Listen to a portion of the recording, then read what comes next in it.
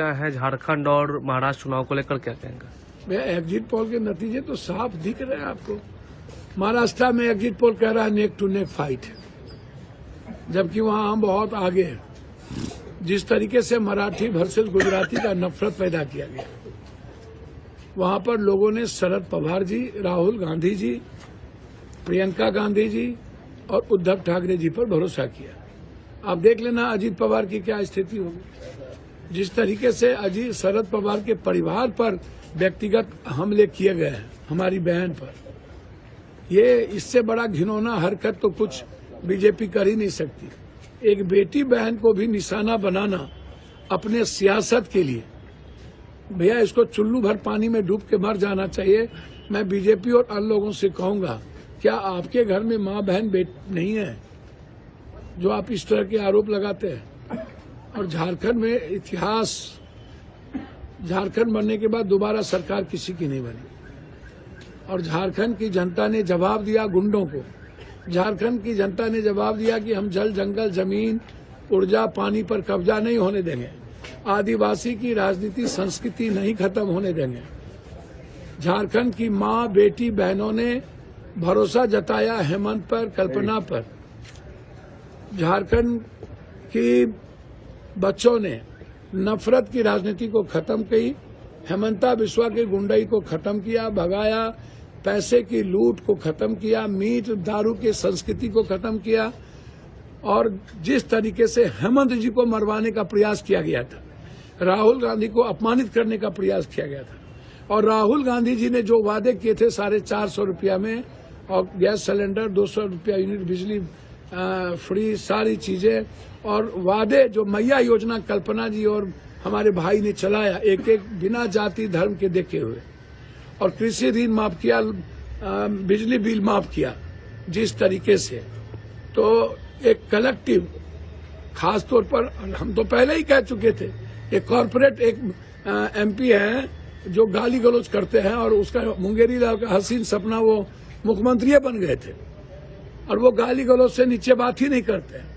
तो मुझे खुशी है कि झारखंड की जनता ने दोबारा, एक परिवार ने अपने परिवार पर भरोसा जताया, विकास पर भरोसा जताया और गुंडों को भगाने की कोशिश की। जवाब जनता ने दिया।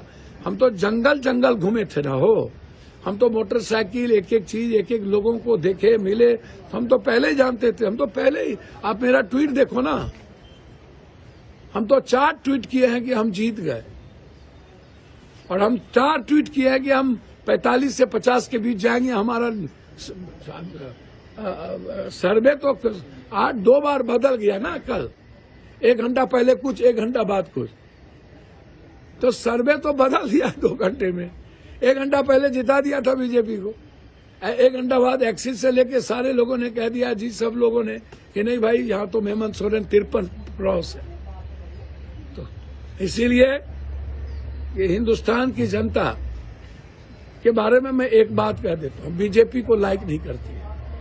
यदि वो 20 लाख ईवीएम कहाँ गायब है हम नहीं जानते, ईवीएम न बदला जाए इसके सरकार में, और ये बेईमानी ना करे, मीट, दारू और अदानी के पैसा का नंगा खेल ना खेले।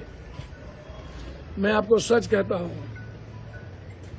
4000 करोड़, 5000 करोड़, तो इस जन्म में बीजेपी चुनाव नहीं जीता। अच्छा, पूर्णिया एयरपोर्ट तो सपना था पप्पू यादव का, तो बचपन का सपना था पूर्णिया एयरपोर्ट। जब हमने 20 साल पहले हमने शुरू भी किया था चार्टर प्लेन, जब शरद यादव, खास तौर पर शाहनवाज हुसैन जी को मैं धन्यवाद देता कि शाहनवाज हुसैन ने उस वक्त इस चीज को शुरुआत की थी, अटल जी के समय।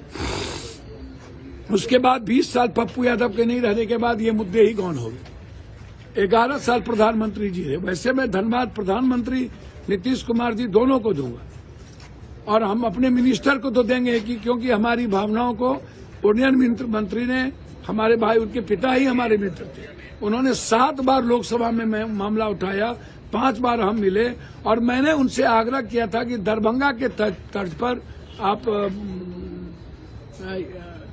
टर्मिनल बना करके आप तत्काल शुरू कीजिए और पूर्णिया एयरपोर्ट फिर आधुनिक बनाते रहिए।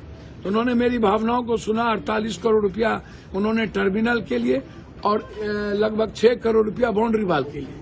तो मेरे लिए बहुत बड़ी बात है।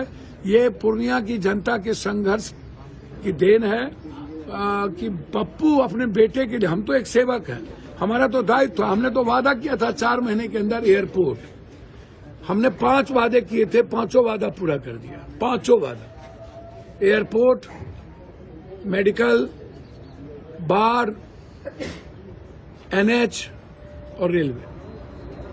और जो वादे हैं आपको 2 साल के अंदर देखने को मिलेंगे। आप चिंता न करिए, पूर्णिया सीमांचल कोसी को दुनिया का नंबर 1 करने में, और जो लोग सरकारी, जो लोग उनसे आग्रह करेंगे, बाप दादा हाय तोबा मत करिए। 10 साल कहाँ थे, 20 साल कहाँ थे, कभी नहीं गए कोई जमीन देखने के लिए। वो तो पूर्णिया वहाँ की जनता को धन्यवाद दूंगा कि मेरे कहने पर उन्होंने जमीन, नहीं तो चुनाव के पहले तक तो वहाँ लाठी गोली चल रही थी। पप्पू यादव के आते ही वहाँ की जनता कैसे दे दी जमीन। तो ये बहुत बड़ी विक्ट्री है हम सबकी। और मैं समझता हूँ कि जदयू और बीजेपी वालों से एक आग्रह करूंगा, आप हमको हाईकोर्ट और राजधानी बनाने में कोऑपरेट करें, क्योंकि आपके पास कागज आया हुआ है एक हाईकोर्ट बेंच। आपको बहुत ज्यादा पूर्णिया के प्रति चिंता है, तो एक हाईकोर्ट बेंच और पूर्णिया को उपराजधानी बनाने की आप चिंता। और जदयू, भागलपुर भी तो जदयू भाजपा है, तो क्यों आज तक प्लेन नहीं बनी, अब एयरपोर्ट नहीं उड़ा, पूर्णिया क्यों उड़ गई, भागलपुर क्यों नहीं उड़ा लिए, रक्सौल क्यों नहीं उड़ा लिए, बताइए ना। पूर्णिया इसलिए उड़ी कि पूर्णिया की जनता और पप्पू यादव की इच्छा शक्ति है, नीयत साफ है, जिद है। 20 साल से आप मृत प्राय हो गए थे और आपको पूर्णिया के एयरपोर्ट और पूर्णिया के विकास से कोई मतलब नहीं था। चाहते हैं कि मैं नीतीश जी सुरक्षा हमें दे, उनकी इन्फॉर्मेशन रहती है पदाधिकारियों के बीच, कुछ पदाधिकारी 3-4 हैं। मैं ये कहा, ये लोग नहीं चाहते हैं कि पप्पू यादव सच बोले, पप्पू यादव की कद बढ़े, पप्पू यादव आगे बढ़े, उसको मैं नंगा करूं। वो आपका फोटो लेकर भेजते हैं क्या कहीं किसी? वो क्यों भेजेंगे, उसका क्या लेना देना। फोटो तो क्रिमिनल का आदमी रैकी करता है, इसका नहीं। ये सब चीज गंदी राजनीति में नहीं करता। मैं राजनीतिक रूप से नहीं बढ़े और सुरक्षा न मिले, इसमें यहाँ के पदाधिकारी की भूमिका रहती है। मैंने पहले ही कह दिया, ये छोड़िए ना, हम काम कर रहे हैं, कौन थ्रेट दे रहा है, कौन रैकी कर रहा है, कभी पाकिस्तान, कभी मलेशिया, कभी नेपाल। मैं इतना कहूंगा कि आप सबको सुरक्षा दीजिए। हम तो इतना बोले, नीतीश कुमार जी को पहले बार मुख्यमंत्री बनाने में क्या पप्पू यादव उनके छोटे भाई की भूमिका नहीं थी? इनके राष्ट्रीय एक महासचिव है और कुछ पदाधिकारी है जिनको मैं नंगा करूंगा। इनका टेप है, इनका ये जिस तरीके से प्रशासन को प्रभावित करते थे, चुनाव में भी, चुनाव के बाद भी, कि पप्पू यादव को रोको, पप्पू यादव किसी तरह से फंसाओ। तो एक राष्ट्रीय महासचिव है जिनका नाम लूंगा, उनका टेप भी है मेरे पास, जो बड़े पदाधिकारी से वो बात कर रहे थे। और कुछ पदाधिकारी यहाँ जो इन्वॉल्व हैं, जिसको मैं सदन में अभी उठाने जा रहा हूँ, जैसे अस्पताल के मामले में जो अभी घोटाले हुए हैं, तो लोकसभा में मैं ये मामला उठाऊंगा। ऐसे पदाधिकारी लोग हैं जो पप्पू यादव को सच बोलने से रोकना चाहते हैं, और कुछ लोग हैं जो सच्चाई के साथ आवाज उठाने पर पप्पू यादव को खत्म करना चाहते हैं। तो वही लोगों की, सब लोगों की मिली भगत है जो सुरक्षा, भैया हमको सुरक्षा नहीं दो, मुझे नहीं चाहिए, गाली गलौज भी, लेकिन किसी, आपका भी परिवार है, मेरा भी परिवार है। मैं उस राष्ट्रीय महासचिव से और कुछ पदाधिकारी से कहूंगा, परिवार तो सबका है ना। कौन है राष्ट्रीय महासचिव? और कुछ पदाधिकारी से कहूंगा कि आप अपने बेटे पर 1 करोड़ 2 करोड़ रुपया आप टेनिस पर खर्च करते हो, कहाँ से लाते हो पैसा? हाँ, आपका बेटा टेनिस कहाँ खेलता है? और आपका बेटा है तो मेरा भी वो बेटा है। तो आप परिवार को सुरक्षा परिवार की नहीं मिलना, ये तो बहुत दुखद बात है। आप सीसीटीवी भी दिखा रहे थे, सीसीटीवी में डेली रैकी करता है। अब तो देखा, मुझको नहीं पता कौन है, मैंने आपको दिखाया कि कैसे यहाँ फोटो लेकर के रैकी, अर्जुन भवन जहाँ मैं रहता हूँ, शांति भवन जहाँ मेरा कार्यालय है, दोनों जगह मिल करके ये ऊपर कहीं न कहीं भेजता है यहाँ से। और जब मैं सिल्लीगुड़ी पहुंचा तो कहा पहुंच गए, पटना आज 4 बजे पहुंचा तो बोला पहुंच गए। तो उसको हर बात की खबर रहती है। तो मुझे चिंता नहीं है कि कौन है वो जो लगातार आपकी रेकी कर रहा है। भैया हमको क्या पता कौन है भैया, हम तो सारी सरकार को रिपोर्ट दे देते हैं, तो सरकार 2 महीना से जांच कर ही नहीं रही है। 18 बार 19 बार धमकी देने के बाद सरकार जांच करती ही नहीं तो उसमें मैं क्या करूं? मेरी सुरक्षा मत करिए। नीतीश कुमार जी, मैंने चिट्ठी लिखा है अमित भाई को, अमित भाई आप सबको सुरक्षा दीजिए, लेकिन हमारे परिवार की सुरक्षा तो अमित भाई आप करेंगे ना। आपका परिवार, मेरा परिवार क्या है? तो हमारे परिवार की सुरक्षा करें, यही आग्रह।